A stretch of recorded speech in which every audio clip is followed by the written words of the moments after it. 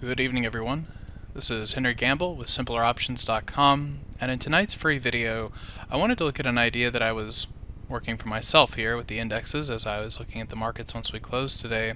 And it's really just stemming from the idea that if you look at the four primary index ETFs, starting with the spiders is a pretty typical one, but you can see how we've come down into the 8-day, tested that on Friday's session, had a nice close back up above it today, and that bullish nature can be found in three of these primary ETFs. You look at the Qs, you've got pretty much the exact same situation.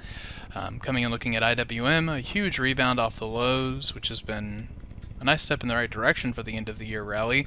But more what I wanted to speak to today was the diamonds, because if you have the three that we've just looked at all closing above that, but then you come back over and look at this fourth one where we have closed below the 8-day, and you're thinking to yourself, well, is this some type of a warning flag? Is the Dow lagging, or is the Dow waiting to catch up? Well, one of the best ways to do that is to drop down into its primary components.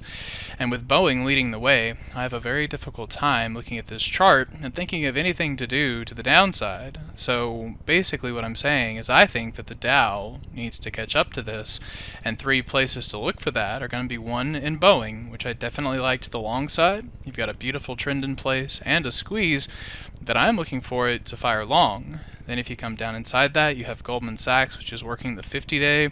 This one's a little bit more dicey. I only want to play Goldman Sachs to the long side, but I will not do that until we can recover the 21. In the same way of thinking about the Dow and Boeing, looking for the bullish trend to confirm, but we'll use those close above the 8 and 21 to actually take my entry. And then 3M being the third component, which gave us some fresh buy signals today.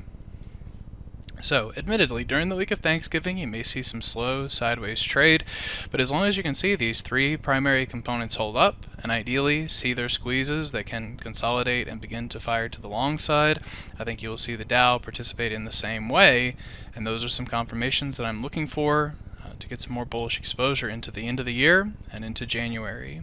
So I hope that's helpful, gives you something to look for during what might be kind of a slow and choppy week, and we will update those ideas in the next free video.